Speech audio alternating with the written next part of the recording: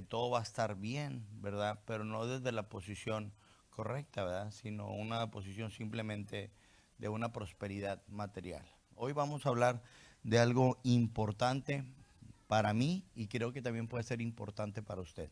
Le pido que ponga atención, se concentre y trate de ir hacia el punto donde Dios quiere llevarnos el día de hoy. La palabra de Dios dice de la siguiente manera, versículo 9. Y me ha dicho, bástate mi gracia, porque mi poder se perfecciona en la debilidad. Por tanto, de buena gana me gloriaré más bien en mis debilidades, para que repose sobre mí el poder de Cristo. Versículo 10, por lo cual, por amor a Cristo me gozo en las debilidades, en afrentas, en necesidades, en persecuciones, en angustias, porque cuando soy débil, entonces soy fuerte. ¿Sí? Yo quiero que ustedes se queden con esa palabra. No tenemos que ser fuertes en nuestras, valga la expresión, en nuestras fuerzas. Tenemos que entender que tenemos que ser fuertes en Dios. Y para poder ser fuertes en Dios, primero tenemos que venir y descubrirnos y reconocer nuestras debilidades. Y venir a una posición de humildad, ¿verdad? Porque muchas veces nos empoderamos falsamente. Pero yo quiero que usted y yo vayamos hacia donde Dios quiere llevarnos este día. El mes de octubre estuvimos hablando acerca del carácter de Jesucristo y cómo se debe manifestar en nuestras vidas. ¿Recuerdan? ¿Verdad? Que Jesús tiene compasión, que Jesús es amor, o sea, todas las características de Jesús. El mes de noviembre estuvimos hablando de las cualidades de la vida de Jesucristo, tales como la fe, la esperanza, el amor y la humildad.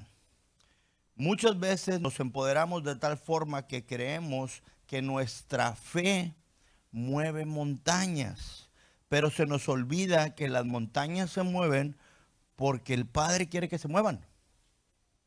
¿Sí? No por tu fe, no porque tú crees que se van a mover, sino porque realmente la voluntad del Padre es la que toma efecto en nuestras vidas. Muchas veces creemos que nuestra esperanza nos ayudará a alcanzar lo que nosotros anhelamos, pero realmente solamente podemos alcanzar los anhelos del Padre.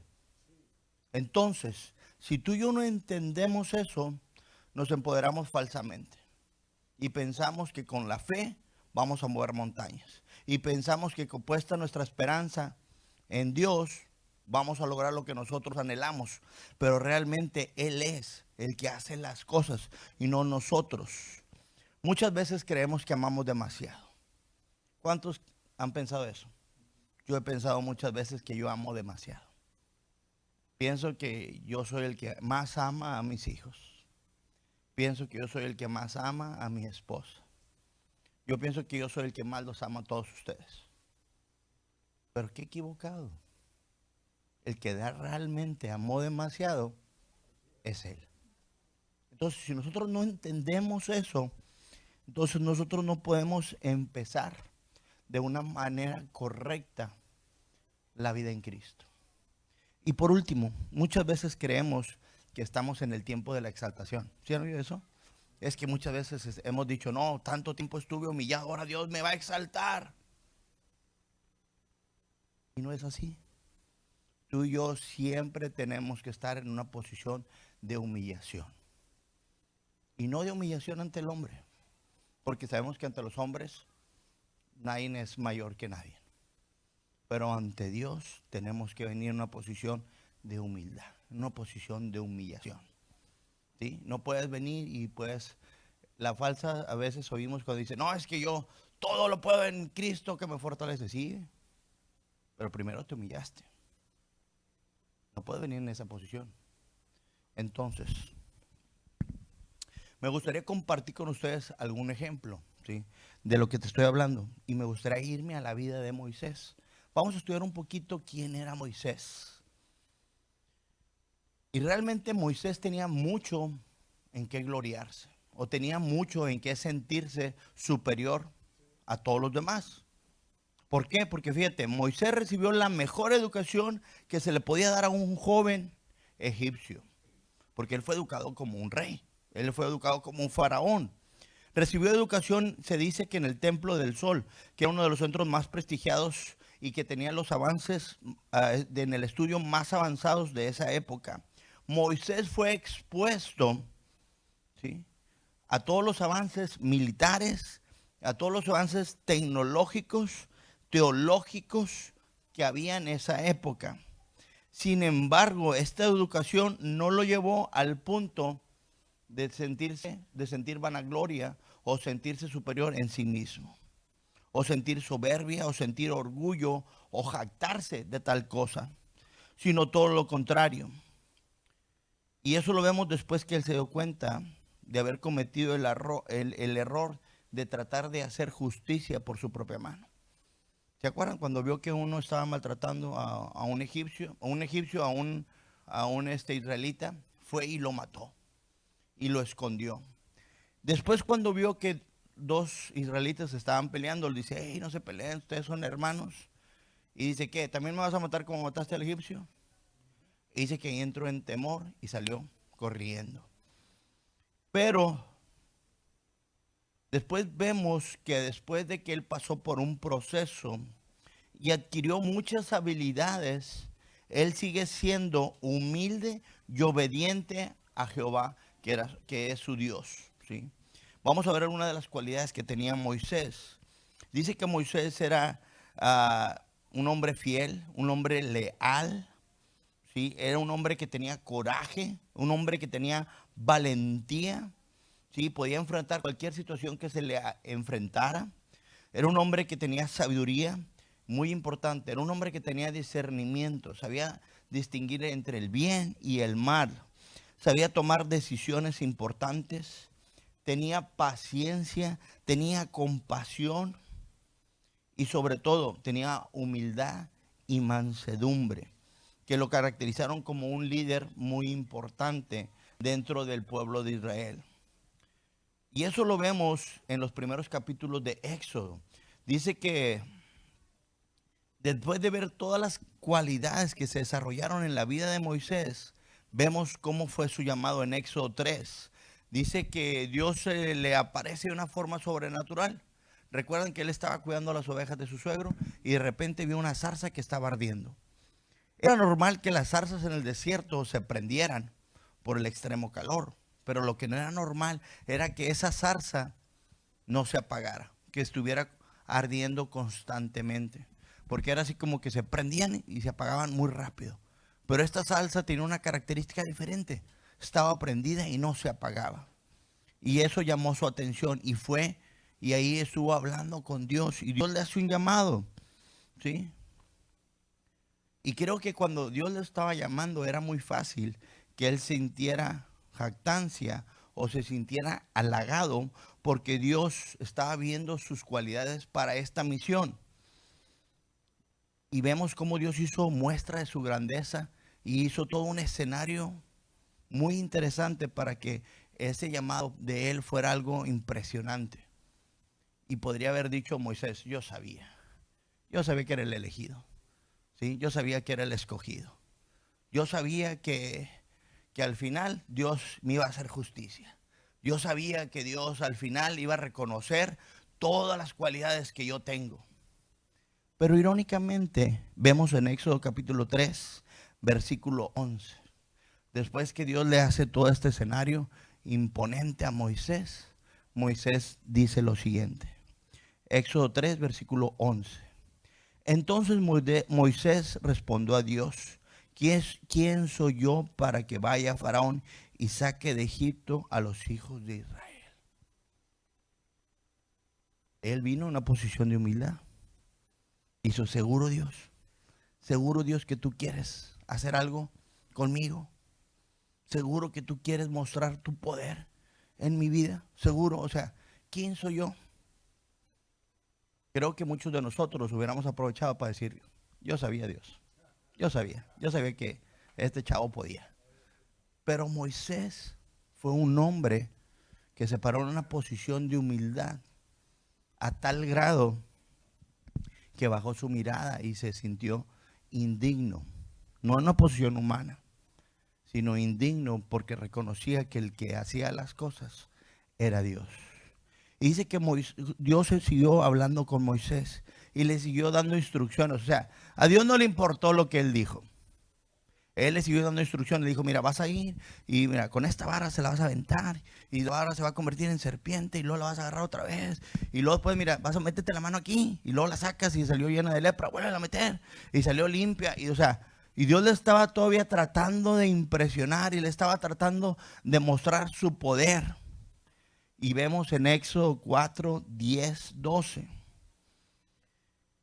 Otra vez vuelve a hablar Moisés. Entonces dijo Moisés a Jehová, ay Señor, no he sido un hombre fácil de palabra, ni antes, ni desde que tú hablas a tu siervo, porque yo soy tardo en el habla y torpe de lengua.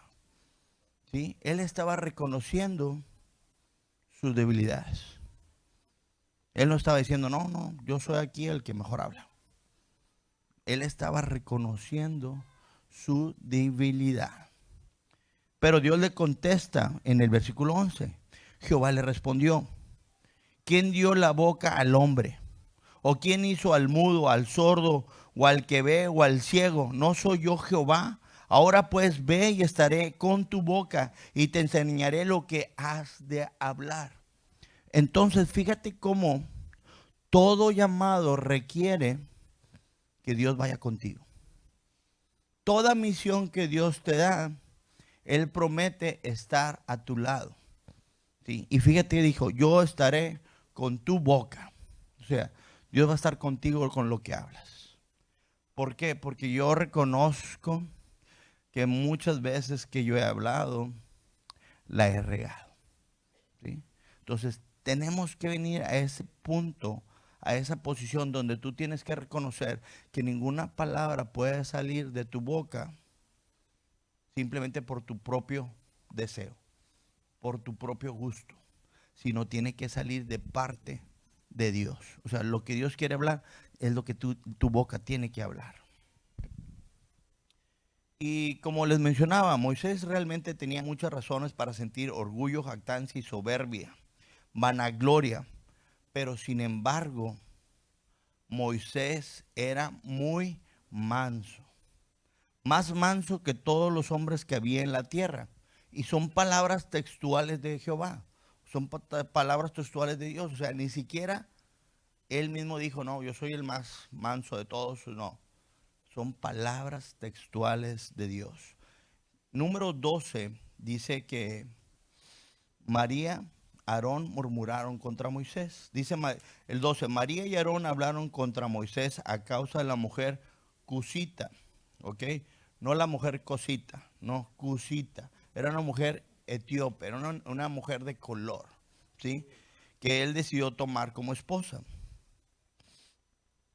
Dice, porque había tomado mujer cusita y le dijeron, solamente por Moisés ha hablado Jehová. Preguntaron ellos, solamente Dios le habla a Moisés. ¿No ha hablado también a nosotros? ¿Cuántas veces nosotros reclamamos esto? Yo lo he hecho muchas veces. Dios nomás le habla a aquel. Dios nomás le habla a aquel. No, también me habla a mí.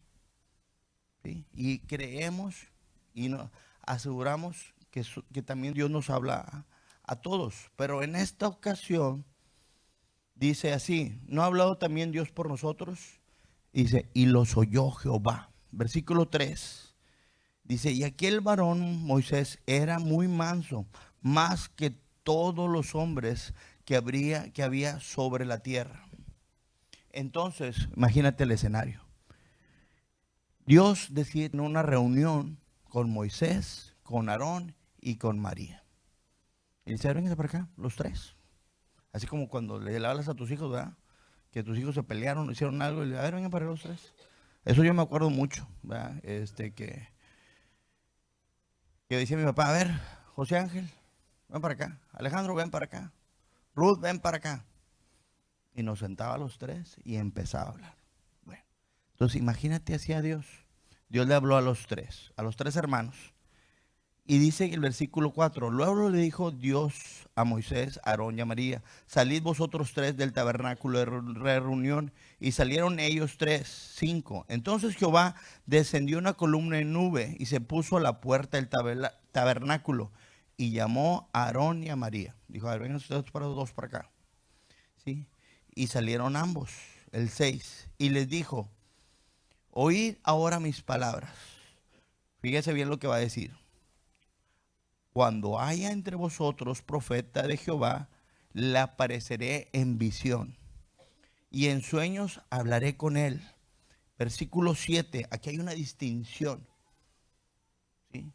Dios siempre va a hacer una distinción cuando tú eres un hombre que tú te paras correctamente y en humildad. Dice 7, no así a mi siervo Moisés, que es fiel en toda mi casa. 8, cara a cara hablaré con él, y claramente no por figuras, y verá la apariencia de Jehová. ¿Por qué? Pues no tuviste temor de hablar contra Moisés. Entonces fíjate cómo Moisés no necesitó defenderse. Y yo estoy batallando con eso desde hace rato. ¿Cuántos de ustedes junto conmigo se andan defendiendo de algo? La verdad, ¿sí? Es un momento de una confrontación. ¿De qué te estás defendiendo? ¿De qué me estoy defendiendo? Dios quiere venir y Él tomar cartas en el asunto. Y lo quiere hacer, pero todo depende. En este caso dependía de Moisés. Si te fijas, Moisés no se echó un tiro con sus hermanos. No se aventó un tiro con los otros que también andaban sobre él. Calladito. Y dice en el versículo 9, Jehová empieza a defender a Moisés. Entonces la ira de Jehová se encendió contra ellos y se fue. Y la nube se apartó del tabernáculo. Y aquí María, que estaba leprosa como la nieve. A cuenta que cayó una lepra sobre la hermana de Moisés. Dice, y miró a Aarón a María, que estaba leprosa. Y dijo Aarón a Moisés, Señor mío, no pongas ahora sobre nosotros este pecado, porque locamente hemos actuado y hemos pecado. Dice, no quede ella ahora como el que nace muerto, el que va a salir del vientre de su madre y tiene miedo, medio consumida su carne. Número 12. ¿Sí? Aquí vemos que en el versículo 13, entonces Moisés clamó a Jehová diciendo, todavía que lo estaban molestando, todavía que lo estaban hostigando, todavía, o sea, que le estaban causando daño, él se paró y clamó a Jehová. Y te dijo, Dios, te pido que la sanes ahora. Increíblemente, ¿verdad? Yo hubiera pensado que hubiera dicho Dios, wow, Moisés, ahorita la voy a sanar. Pero no, no fue así. Dios respondió a Moisés y dijo, pues si su padre lo hubiera escupido en el rostro, ¿no se avergonzaría por 7 días? Sea echada fuera del campamento por 7 días y después volverá a la congregación. Así María fue echada del campamento 7 días y el pueblo no pasó delante de ellos hasta que se reunió María con ellos. Obviamente después de que ella sanó. Después el pueblo partió a Geseret, dice, y acamparon en el desierto de Parán. Dios tiene el control de todas las cosas. Dios tiene planes muy importantes para nosotros, pero quiere que nosotros dejemos eso que nosotros sentimos, esa necesidad de autodefendernos. ¿Cuántos han sentido la necesidad de autodefenderse? La necesidad de que se haga justicia. Pero aquí vemos a un Moisés que no se glorió en sus fortalezas. ¿Por qué? Porque a lo mejor si hubiera sido Moisés, le hubiera dicho ir a lero, lero, lero, ¿verdad? Mira qué bueno, lo que el hombre siempre se cosecha y cosas de ese tipo. Pero el hombre calladito. Dice que Dios lo respaldó en todo. Y lo cuidó, Dios lo cuidó también en sus debilidades. Y lo más importante es que Moisés vio a Dios cara a cara. Moisés fue uno de los hombres más grandes del pueblo de Israel hasta el día de hoy, ¿sí? Entonces, creo que si nosotros quisiéramos entender, ¿sí?, que cuando nosotros venimos en una posición correcta y nos bastamos en la gracia de Dios, no importa las situaciones, no importa lo que nosotros pasemos, Dios va a ser el que dentro de nuestra debilidad, Él nos hace fuertes. Entonces dejemos que Dios nos haga fuertes, no seamos fuertes en nuestra propia prudencia o en nuestra propia fuerza. Quiero que regresemos con Pablo, ¿sí? Vamos a ver un poquito quién era Pablo, ¿verdad? Empezamos hablando en Corintios y dice, yo me voy a ir un poquito más atrás, vamos a irnos a Hechos capítulo 8.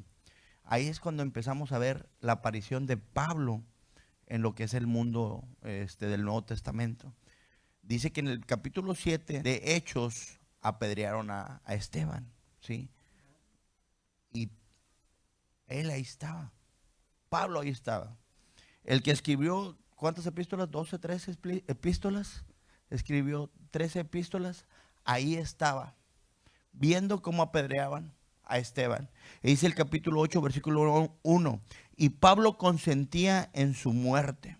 Y en aquel día hubo una gran persecución contra la iglesia que estaba en Jerusalén. Y todos fueron esparcidos por la tierra de Judea, Samaria, salvo los apóstoles.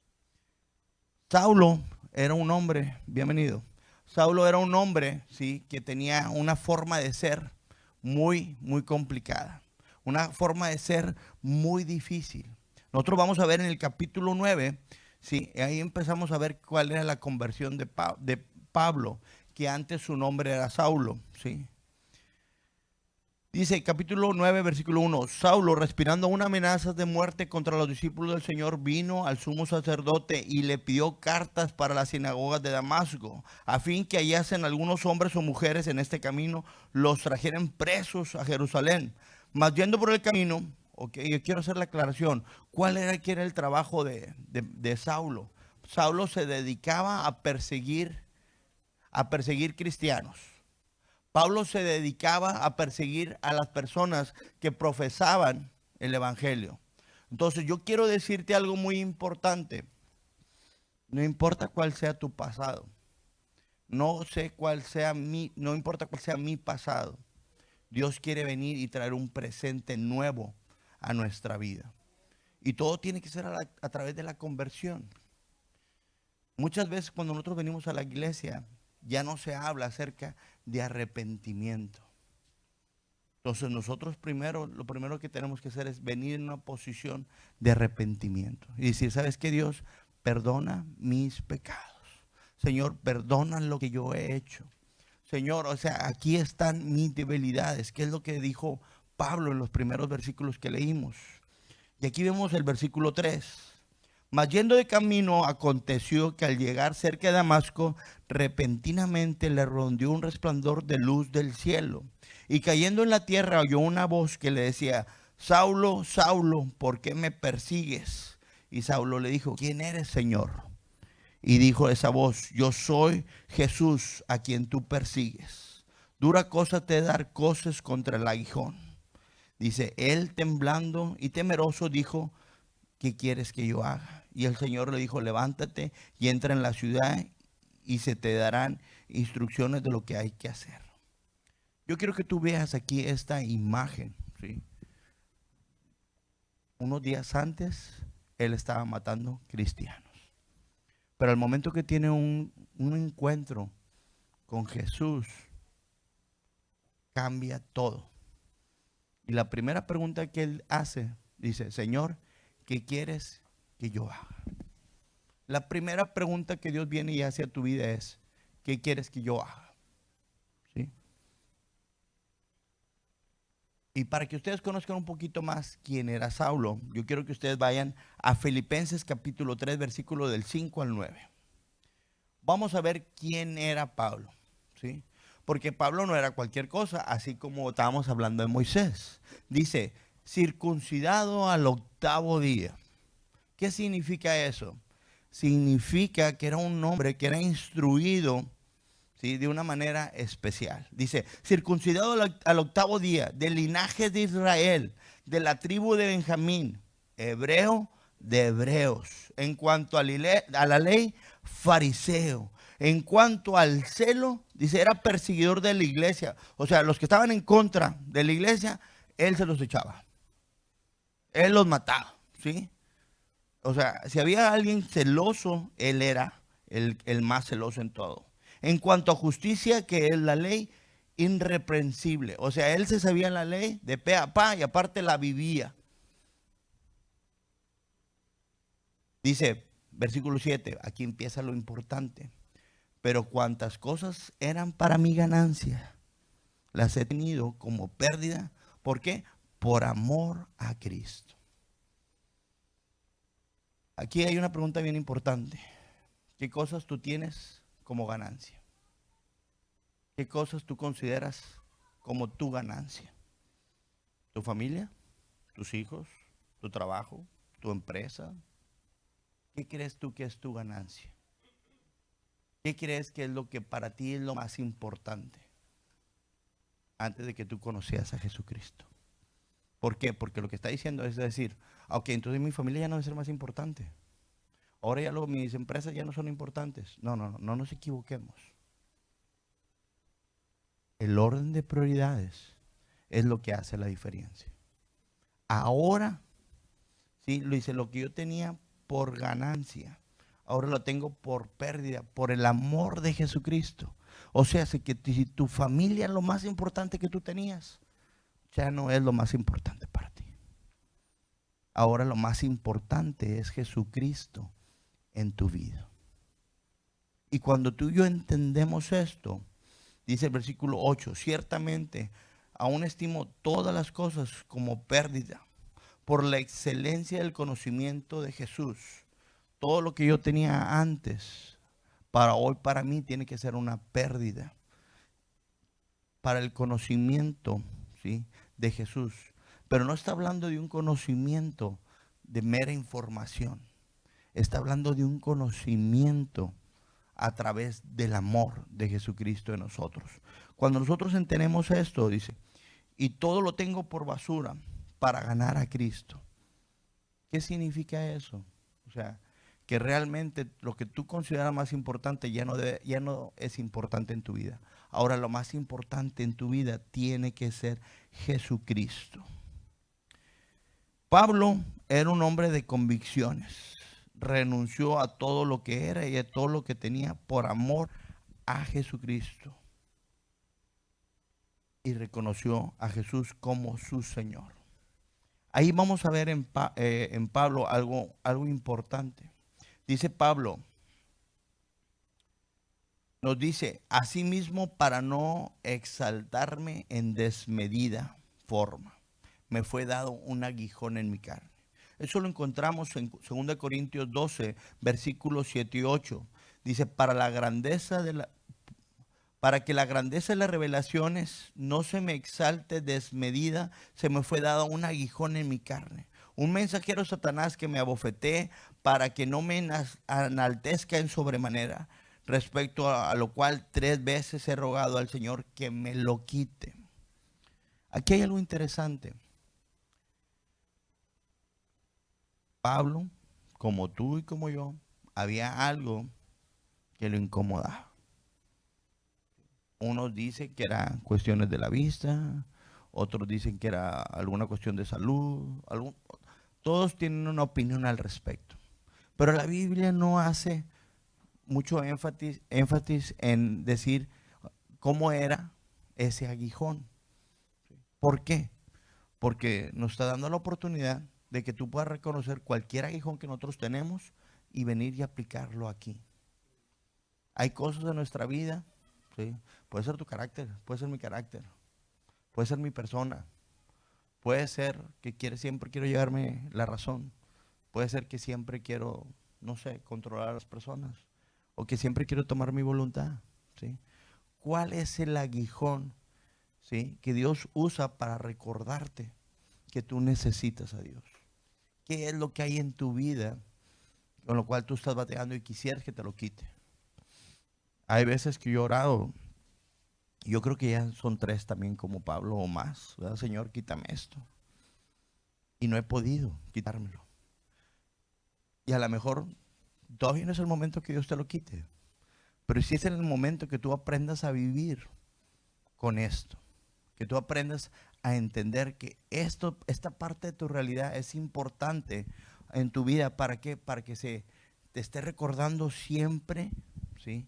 Siempre lo que Dios tiene para ti. Dice, porque aquí dice, es un mensajero de Satanás que me ofrece para que no sea enaltecido en sobremanera, respecto a lo cual 3 veces he rogado que se me quite y no se me ha quitado. Él rogaba, pero no recibía la respuesta que quería. ¿Y cuál fue la respuesta que Dios le dio?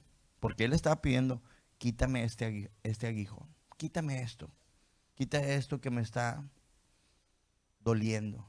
¿Va? Porque sabemos que un aguijón es algo puntiagudo, algo que viene y te pica, ¿verdad? Algunos animales tienen hasta veneno en el aguijón. Entonces es algo que viene, ¿sí? Sabemos que el veneno viene y te paraliza. El veneno viene y te duerme, el veneno viene y te mata. Entonces hay cosas que tú sientes que te están matando. Pero Dios le responde de la siguiente manera: bástate en mi gracia.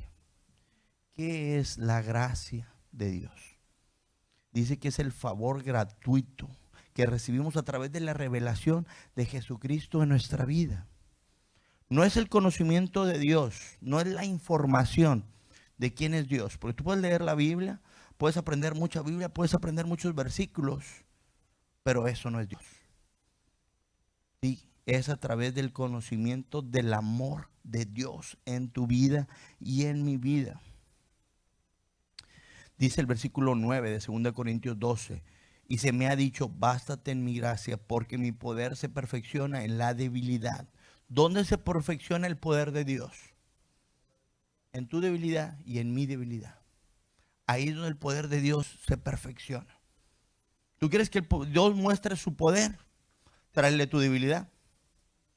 Tú quieres que Dios haga maravillas, trae tu debilidad. Tú quieres que Dios haga un milagro, trae tu debilidad. Trae lo que te duele, trae lo que tú sientes, tráelo delante de Dios.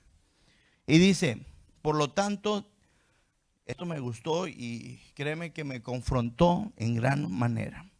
Dice, por lo tanto, de buena gana.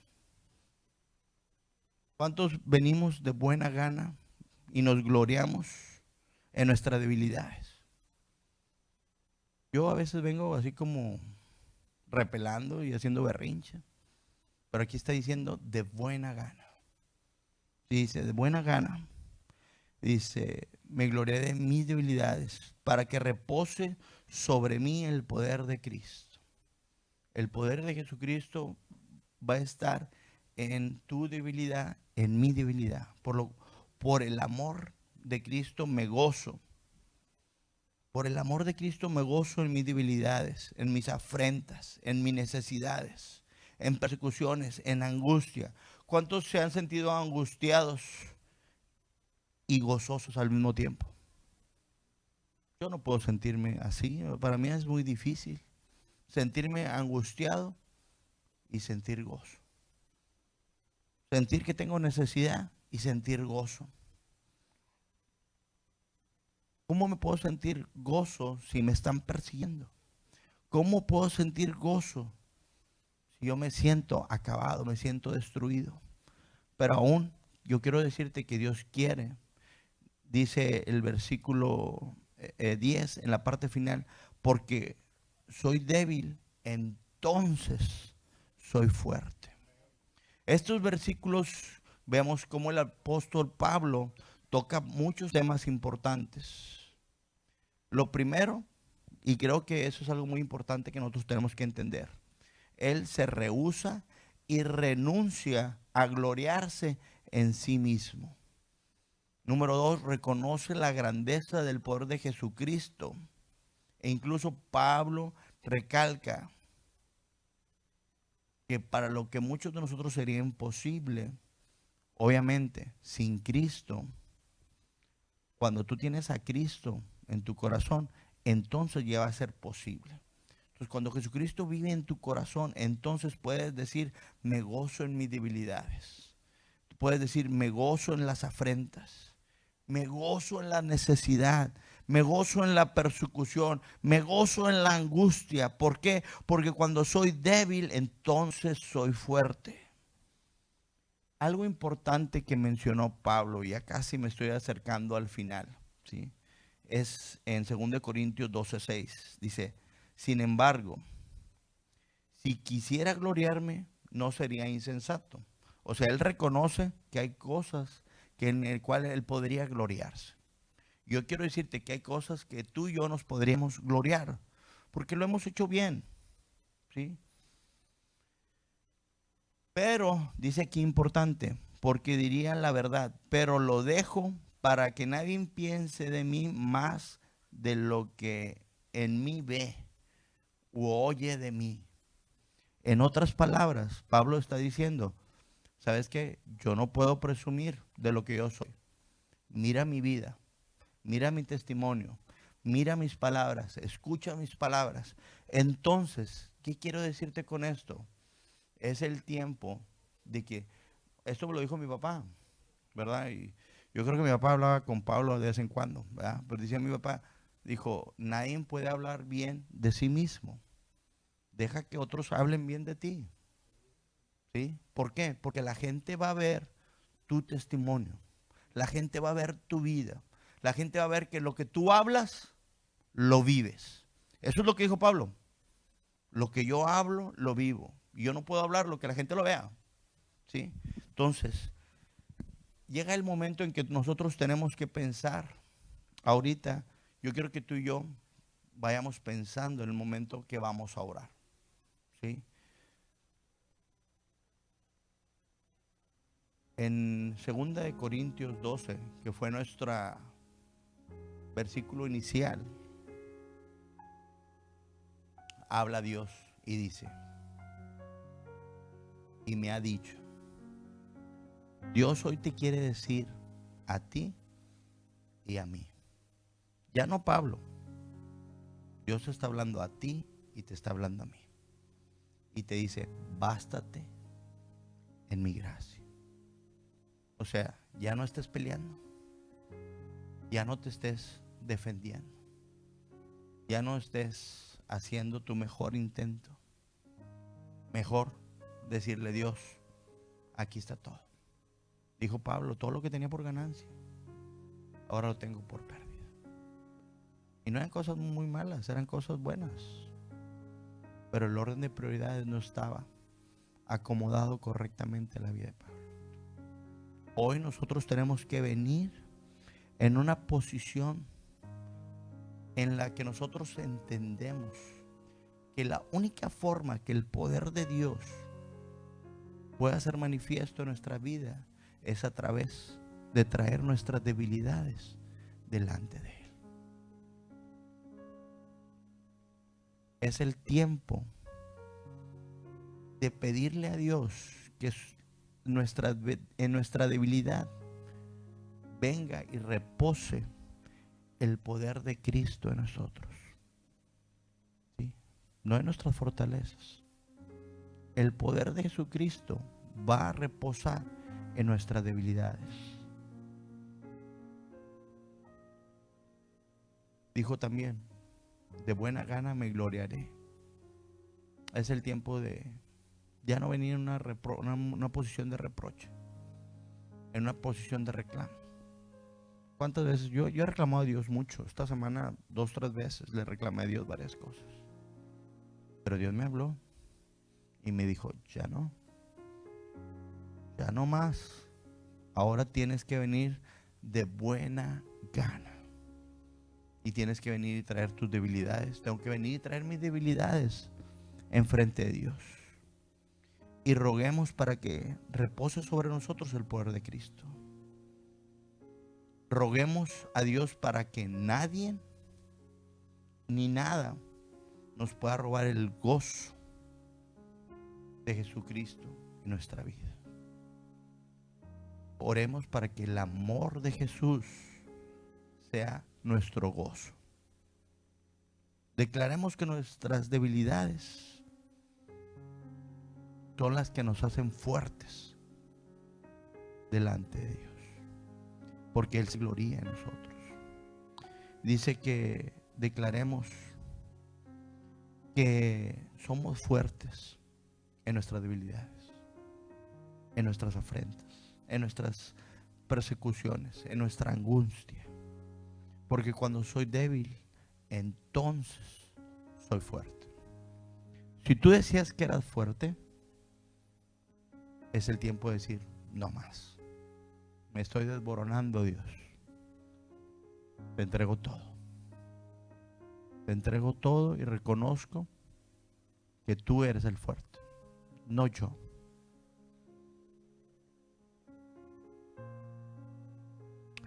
Y yo quiero que tú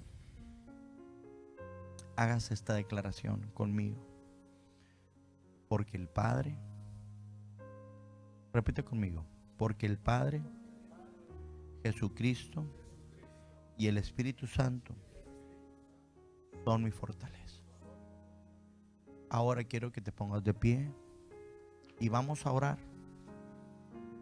Y vamos a ser sinceros con Dios. Moisés fue un gran hombre. Y él dijo, ¿quién soy yo? ¿Sí? Pablo fue el nombre más importante del Nuevo Testamento como predicador. Y dijo, Señor, ¿qué quieres que yo haga? Vino en una posición de humildad total. Vino en una posición de reconocer que no tenía fuerzas, que sus fuerzas estaban en Él. Entonces yo quiero que tú y yo empecemos a orar y empecemos a decirle a Dios, Dios, aquí está mi debilidad. Tú estás prometiendo que en mi debilidad tú te vas a manifestar. Tú estás prometiendo que en mi debilidad tú vas a hacer milagros, que en mi debilidad tú vas a hacer cosas grandes. Ya no nos hagamos el fuerte. Si quieres, así como dice el pastor Sergio, ¿verdad? Mueve la cabeza, mueve tus brazos, ¿sí? Relájate, suéltate y entra en la presencia de Dios y dile, Dios, toma mi vida, toma mis debilidades. Vamos a orar. Padre, te doy gracias por tu palabra, Padre. Gracias, Dios, porque pensaba que era un hombre fuerte y eso estaba impidiendo que tu voluntad se llevara a cabo en mi vida. Pero hoy vengo en una posición y te digo, ¿sabes qué, Dios? Aquí están mis debilidades. Señor, me voy a gloriar en mis debilidades para que tu Espíritu venga y repose en mí.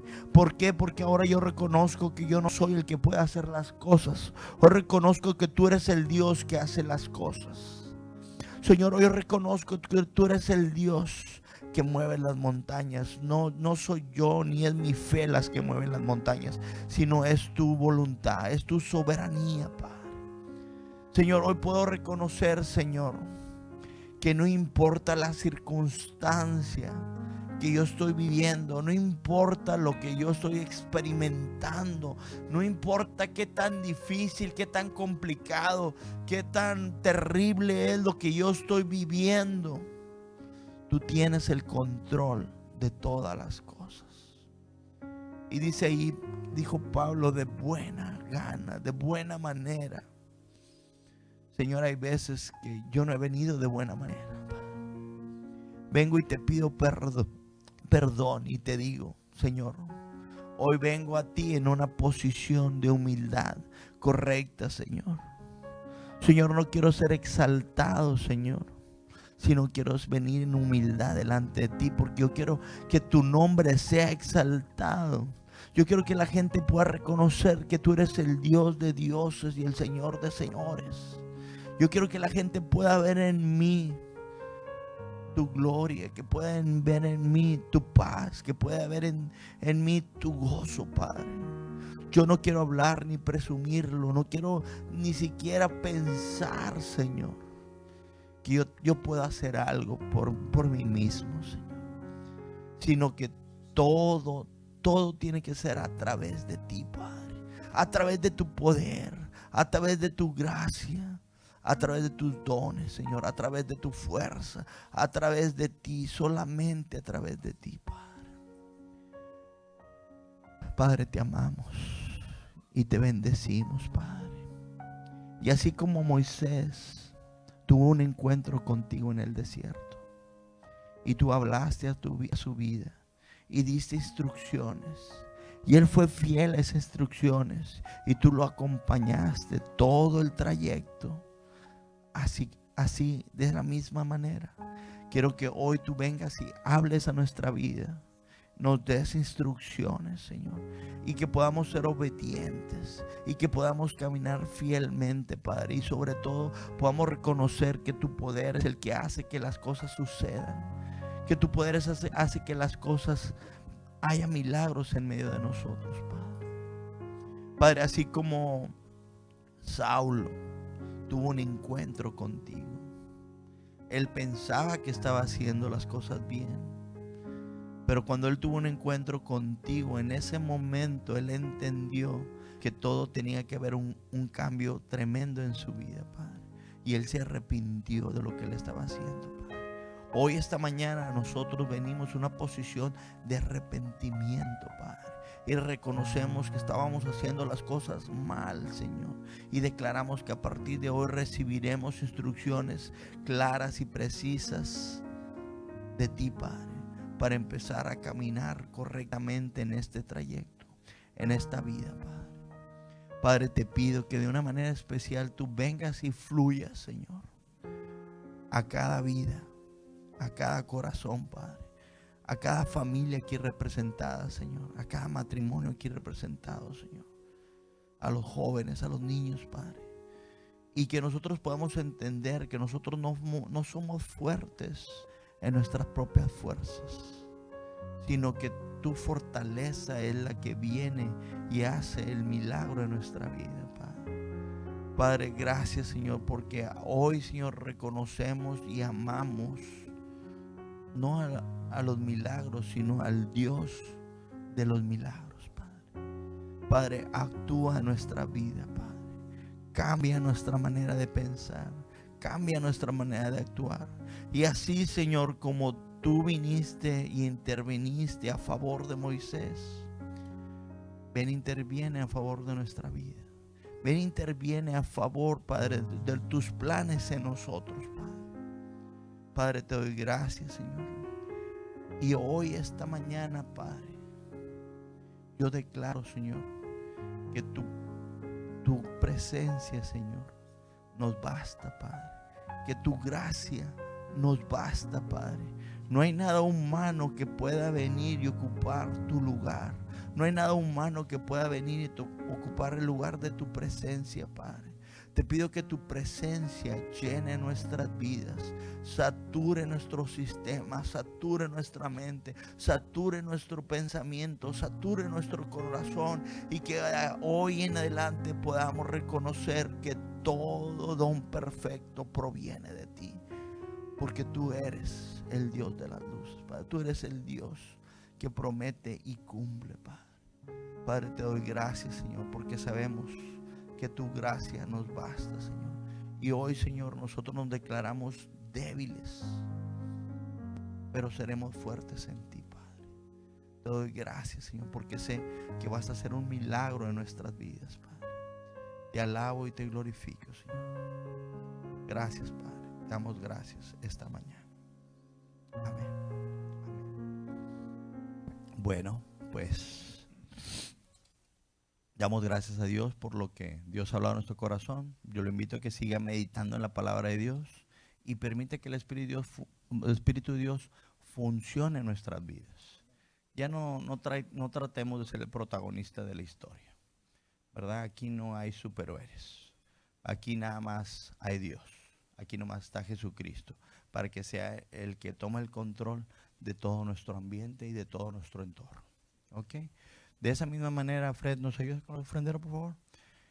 Nos vamos a despedir de la gente que nos vio hoy en internet Y también queremos recordarles, si tú no estás viendo ahorita en internet, si estás en Matamoros, prepárate, a las 2 de la tarde tenemos nuestro servicio. Vamos a tener un servicio evangelístico, un servicio importante dentro de los proyectos que Dios tiene para nosotros. Si usted puede ir a Matamoros, lo invitamos. Si no puede ir a Matamoros, conéctese. Va a ser importante que se conecte y que comparta, porque Dios está abriendo puertas y está abriendo planes. Entonces, vamos buscando hacer la voluntad de Dios en este tiempo.